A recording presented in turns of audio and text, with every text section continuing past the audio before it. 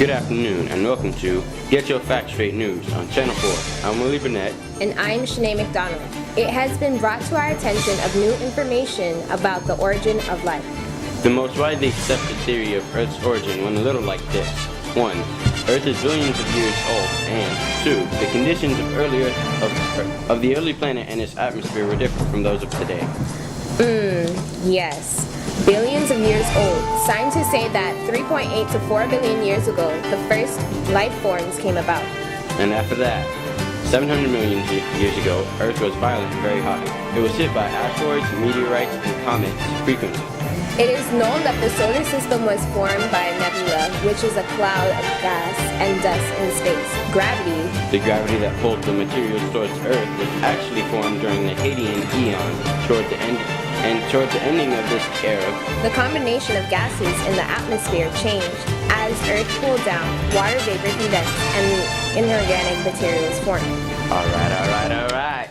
There are many hypotheses formed about how life began on Earth, like the organic molecule hypothesis, meteorite hypothesis, iron sulfide bubbles hypothesis, and the lipid membrane hypothesis. It is also believed that RNA was actually the genetic material that stored information in the living things on early Earth. There is also new information about prokaryotes that lived without oxygen about 3.5 billion years ago. Scientists have found this evidence by discovering cyanobacteria, which are some of the first cells to carry out photosynthesis. As these photosynthesizing cyanobacteria that lived in communities released oxygen, oxygen levels in the atmosphere increased and caused the evolution of aerobic prokaryotes. 1.5 billion years ago, that event caused eukaryotic organisms to evolve with nuclei and other membrane-bound organelles. Now back to you, Justin. Endosymbiosis is one theory that suggests how eukaryotes evolved. This theory suggests that smaller prokaryotes used to live in larger prokaryotes, which provided many advantages for each cell. Most prokaryotes and eukaryotes only reproduced asexually until the evolution of sexual reproduction.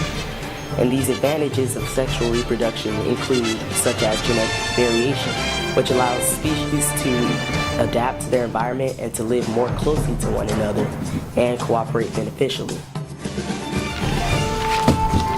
And in other news, primate evolution is normally not an issue we use to discuss how as humans became humans.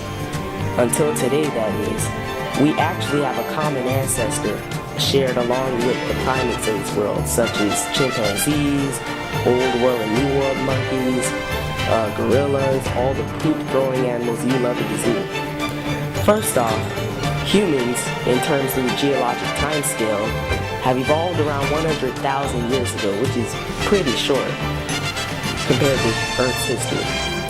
Second, as we have a common ancestor with the primates, we also have similar features such as flexible hands, forward-looking eyes, and an enlarged brain to fit our body size.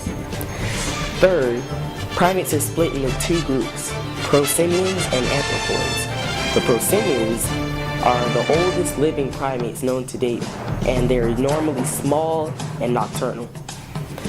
The anthropoids include old and new world monkeys, hominids, and hominoids. Many of them have grasping tails to reach food, and they live in trees. And there are also many extinct hominoid fossils. This has been Get Your Facts Straight News on Channel 4. I'm Justin McKenna. Thanks for watching.